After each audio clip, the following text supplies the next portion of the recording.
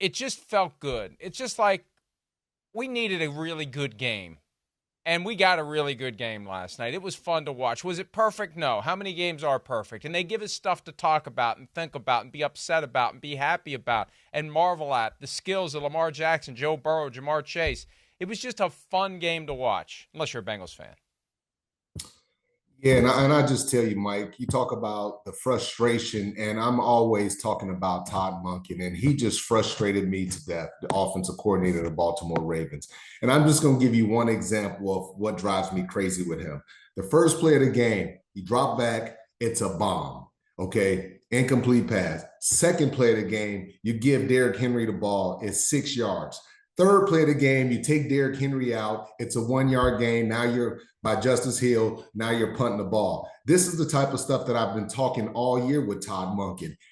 He gets to a point where he doesn't want to run the football and he makes it the Lamar Jackson show. And he wants to feature Lamar. He wants to make Lamar the MVP. And they will not win. They will not beat Kansas City Chiefs. They will not go far in the playoffs if it's all about Lamar. You have to run the football. And for the life of me, the last 2 weeks, they don't put enough trust. They don't put enough faith. And maybe they're saying Derrick Henry is starting to wear down. I'm not sure. But for the life of me, I don't understand why they don't just give Derrick Henry the ball. And you don't even have to get into a lot of these shootouts like they've been doing. Yeah, there have been stretches this year, all the way back to week 1 against the Chiefs, where Derrick Henry's just gone. And why aren't we using him, Baltimore? And is it saving him for later in the season? Or as you said, now that we're 10 weeks in, is there an accumulation of wear and tear that they're trying to manage?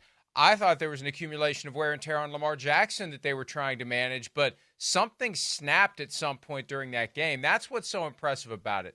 The Ravens, for as good as they looked on Sunday, winning 41-10 over the Broncos, they were kind of sleepwalking their way through the game. And that's why I said after the win on Sunday, this is a glimpse of what the Ravens can be when everything is firing all cylinders, but they have too many lapses.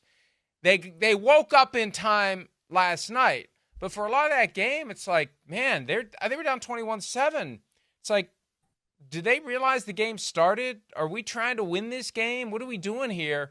And then, just like that, Lamar Jackson morphs into the superhero that you believe Todd Monken is trying to will him to be. I mean, he just that was it. He was Superman, Clark Kent in the phone booth. He came out as Superman, and it was the Lamar Jackson show after that, and the Bengals couldn't stop him.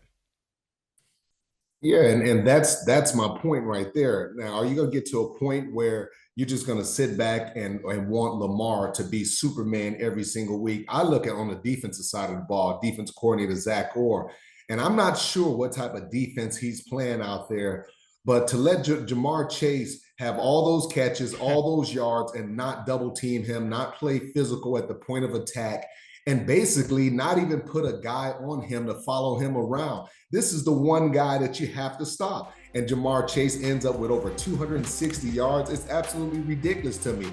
And Joe Burrow, for the most part, all he did was look for Jamar Chase. T. Higgins wasn't there. You had the tight ends that you never really even heard of. And yet, they don't even touch Lamar. Look, he's coming up the seam. He splits two guys. What the heck is Marcus Williams doing?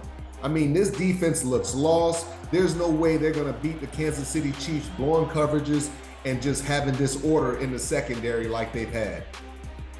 Yeah, Jamar Chase was incredible last night. Targeted 17 times, 11 catches, 264 yards, 3 touchdowns, and Joe Burrow with 428 passing yards and 4 touchdowns. They both were unstoppable, and yet at the end of the day, that 2-point conversion is what stopped them. And to your point, Rodney, of not doubling Jamar Chase, and I know it's tough in a goal line setting, but on both of the 2-point conversions, they didn't try it twice. They lined up twice. There was a timeout by Cincinnati right before the first one, but they basically went to the same alignment on the second one. It was Jamar Chase with one guy on him. And I was stunned. And both Al Michaels and Herb Street were basically saying, oh, just throw it to Jamar. I was stunned that Joe Burrow didn't throw it to Jamar. Because you throw it to Jamar, and Jamar's going to go get it. On a night like last night, when he's in the zone, He's got 264 yards and 3 touchdowns. He's going to do whatever he has to do to make that catch to get that victory, or at least give the ball back to the Ravens with 38 seconds. I don't know why he didn't throw it to him. Rodney. Mike, listen to me.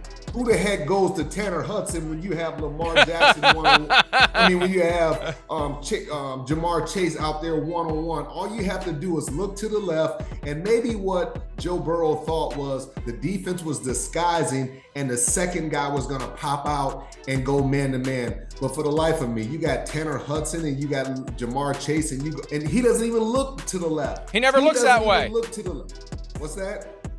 Yeah, I'm agreeing with you. He never looked that way to see whether they were going to double him. He never even looked over there. The first drop back, he drops back and he looks at Tanner Hudson. And for the life of me, you come up to the line of scrimmage and you kind of peek to the left and you see Jamar Chase. And when he dropped back, he didn't even glance back over there. He just stared at Tanner Hudson, and it's like he's already had his mind made up of where he wanted to go. And it's just a bad play. Yeah, I was disappointed by the selection there. And also, this is the debate that happened in the aftermath of Monday night's game. When to go for one, when to go for two. If the Bengals had converted there, the Ravens still would have had 38 seconds. And Lamar Jackson was on fire in the second half. I'm not as convinced that he puts the Ravens in field goal range as I was Monday night, that Patrick Mahomes with 27 seconds and 3 timeouts was going to put the Chiefs in field goal range to win the game. And I'm also not as convinced Justin Tucker was going to make it as I would have been Monday night that Harrison Butker would have made it. But that I think we as fans, we want those moments because they're so rare where a team goes for 2 and goes for the win. Folks, there's still time for the Ravens to win the game. That's what got lost in that whole debate. Zach Taylor said after the game, we came to win. Well, you wouldn't have automatically won if you'd converted it. You would have had to play defense, and you hadn't played defense very well all night. Yeah, but I still agree with the call because with Lamar, as hot as he was, like you talked about in the second half, you don't want to give him an opportunity, especially, I mean, even if it's 30-something seconds, you can still play cover 2. You can keep everything in front of you, you protect the sidelines, and eventually the clock is going to run out. But I thought this was the right play for the Bengals. I thought it was an aggressive play. And really, if you're the Bengals offensively, this is the look that you really wanted. You got one-on-ones across the board. You got a 6'4", 6'5" tight end going against a 5'9" corner.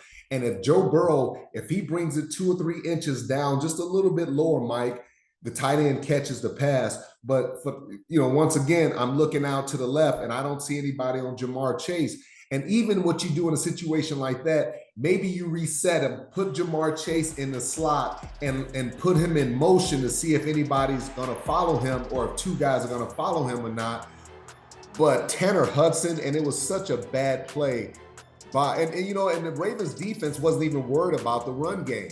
You think about Chase Brown, they had no concern about Chase Brown running the football. And this 2-point conversion, you got to be able to come up with this. Joe Burrow, you've made plays all night. You threw the ball a lot. You got to be able to make this play in the critical moments of the game. And look, that should have definitely been a penalty. You see the defensive player hit him right in his helmet. That should have been an automatic first down. The officials missed that.